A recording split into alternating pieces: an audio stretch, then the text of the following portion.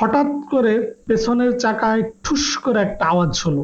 বুঝতে পারলাম tyre puncture হয়ে গেছে। অনেকদিন পর বাইক নিয়ে বাড়িতে যাচ্ছি। পদ্মা সেতু হওয়ার পর আসলে দক্ষিণবঙ্গের মানুষের জীবনযাত্রা এবং যোগাযোগে বড় ধরনের একটা পরিবর্তন হয়েছে।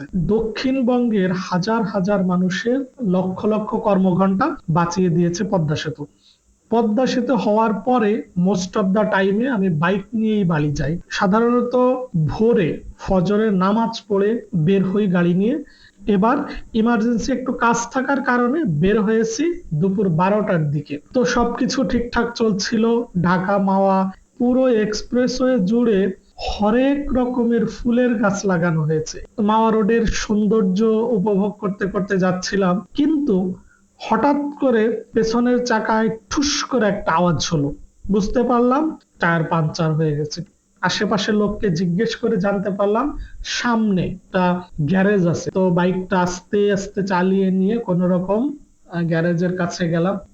গ্যারেজের মালিক ছোট একটা ছেলেকে পাঠালো, ও আসলো। আসার পর গাড়ির চাকা খুলে নিয়ে গেল। খুলে নেওয়ার পর চাকার রিং টিং খুলে পরিষ্কার করলো, পানি দিয়ে অনেক সময় ধুলো। যদিও যে দুইজন কাজ করলো দুইজনই পিচ্ছি। আমরা পিচ্ছি বলছি এই কারণে, কারণ ওদের বয়স অনেক কম, ছোট। ওরা গ্যারেজে কাজ করছে। ওরা দুজনে খুব যত্ন সহকারে চাকাটাকে আগে ভিতরে যে ময়লা টলা ছিল এটা পরিষ্কার করে হচ্ছে অস করলো। কাজ ঠুকছে, খানিকটা ছিদ্র হয়ে গেছে। এখন পটি ছাড়া আসলে যাওয়া যাবে না। তো যাই হোক, ওরা খুব যত্ন করে সুন্দর করে পটিটা লাগালো। পটি লাগিয়ে সুন্দর করে আবার চাকাটাকে ধুয়ে হচ্ছে বাইকের সাথে সেট করে দিল। তো যাই হোক, সবকিছু ঠিকঠাক করে তেল দিয়ে সুন্দর করে চাকা ফিটিং করে দিল। আমি মোটামুটি একটা টেস্ট ড্রাইভ দিয়ে দেখলাম যে না, মোটামুটি ঠিক আছে। ঢাকা মাওয়া এক্সপ্রেসওয়েতে বাইক নষ্ট হলে কি যে যন্ত্রণা, তা যার বাইক নষ্ট হয়েছে সে ছাড়া এই যন্ত্রণা কেউ বুঝবে না। ছেলেটাকে একটু বকশিশ দিয়ে পরে আবার বাড়ির উদ্দেশ্যে রওনা হলাম।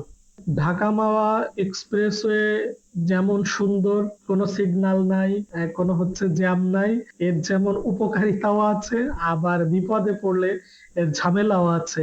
তো নিউটনের সূত্র অনুযায়ী আসলে বলতে হয় যে প্রতিটা ক্রিয়ারই একটি বিপরীত ক্রিয়া আছে। আমি ভেবেছি মানে সন্ধ্যার অনেক আগেই বাড়ি পৌঁছে যাব, কিন্তু এখন অলরেডি বেজে গিয়েছে প্রায় 4:30। আমার বাড়ি যেতে যেতে রাত হয়ে যাবে। তো তারপরে আলহামদুলিল্লাহ সবকিছু ঠিক হয়েছে। বাইক থাকলে চালাইতে হবে, রিস্ক নিতে হবে, নষ্ট হবে আবার ঠিক করতে হবে। এই